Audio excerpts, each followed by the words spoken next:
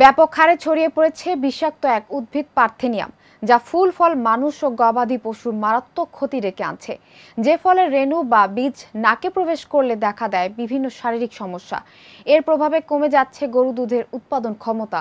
রাস্তার ধারে জন্ম নেয়া এই গাছের ফলে আতঙ্কিত হয়ে পড়েছেন চাঁপাইনবাবগঞ্জবাসী। প্রতিনিধি মোহাম্মদ আব্দুল সালাম তালুকদারের পাঠানো তথ্যচিত্রে বিস্তারিত।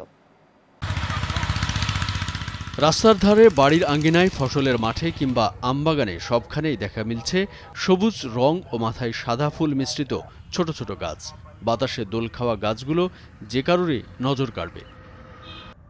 কিন্তু দেখতে সুন্দর হলেও এই গাছে আতঙ্ক ছড়াচ্ছে চাঁপাইনবাবগঞ্জবাসীর মাঝে। ব্যাপক হারে জন্ম নেওয়া এই গাছের নাম পার্থেনিয়াম, যা ক্ষতিকারক আগাছা হিসেবে পরিচিত। দেখতে অনেকটা গাজর গাছের মতো, যার উচ্চতা 1 থেকে 1.5 মিটার পর্যন্ত। এক একটি গাছ 20 থেকে 25,000 বীজের জন্ম দেয়, ফলে দ্রুতই ছড়িয়ে পড়ে। ঝাঁকড়া গাছগুলোর সাদা ফুল খুবই বিষাক্ত। পার্থেনিয়াম গাছের আয়ুষ্কাল 3 থেকে 4 মাস। এর সাদা রঙের ফুল গোলাকার ও আঠালো হয়ে থাকে। এর ফুলের রেণুতে থাকে সেস্কোটারপিন ল্যাকটোন জাতীয় বিষাক্ত পদার্থ পার্থেনিন, যা মানবদেহের জন্য খুবই ক্ষতিকর। এছাড়াও এর মধ্যে রয়েছে বিষাক্ত রাসায়নিক ক্যাফেইড অ্যাসিড ও পিঅ্যানিসিক অ্যাসিড, যা নষ্ট করে ফসলের গুণগত মান ও উৎপাদন শক্তি। গরু এই আগাছা খেলে কমে যায় দুধের উৎপাদন শক্তি। পার্থেনিয়াম কিন্তু বিশ্বব্যাপী যে 6টি বিষাক্ত আগাছা রয়েছে, তার মধ্যে একটি অন্যতম। এই পার্থেনিয়ামের ক্ষতিকর প্রভাব সম্পর্কে হয়তো অনেকেই এই বিষয়ে অবহিত নয়, যার ফলে এটি ক্রমাগত ফসলের জমি থেকে শুরু করে মাঠে ঘাটে এটি বিস্তার ক্রমাগত বাড়ছে।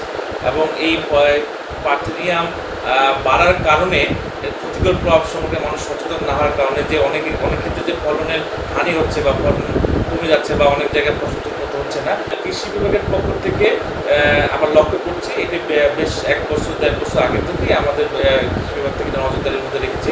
তো ইদানিং দেখছি এটা বেড়ে গেছে অবস্থান করে।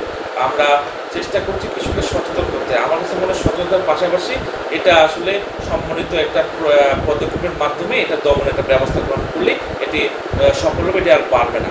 পার্থেনিয়াম ফুলের রেণু বাতাসে ছড়ালে শ্বাস প্রশ্বাসের মাধ্যমে ফুসফুসে পৌঁছতে পারে, যা থেকে জন্ম নিতে পারে শ্বাসকষ্ট, চর্ম, অ্যালার্জি, এমনকি মরণব্যাধি ক্যান্সারের মতো রোগ। পার্থেনিয়াম গাছের ক্ষতিকর প্রভাব সম্পর্কে কৃষকদের সচেতন করতে পারলে বিষাক্ত এই আগাছা নিয়ন্ত্রণ করা সম্ভব।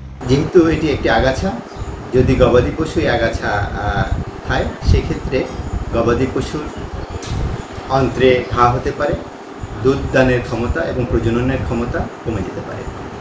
যেহেতু এর ফুলের রেণু মানবদেহে প্রবেশ করলে শ্বাসকষ্ট এবং চামড়ায় ক্ষত হতে পারে। চামড়ায় এটি ক্যান্সারেরও রূপ নিতে পারে। আমরা মাঠ পর্যায়ে স্বাস্থ্য শিক্ষার মাধ্যমে এই বিষয়ে জনগণকে সচেতন করছি। কিন্তু ক্ষতিকারক এই উদ্ভিদ নিধনে প্রয়োজনীয় কোনো পদক্ষেপ নেই বলে অভিযোগ স্থানীয় কৃষকদের। আমার জমির পাশে পার্থেনিয়াম গাছ অনেকগুলো আছে। এখানে আমরা বসি, লাড়ি চাড়ি, এর উপরে বসি, খাই। এই গাছ যে এত ক্ষতিকর আমরা কখনোই জানতাম না। তবে এই গাছ ক্ষতিকার জানলে আমরা এতগুলো ব্যবহার করতাম না এভাবে।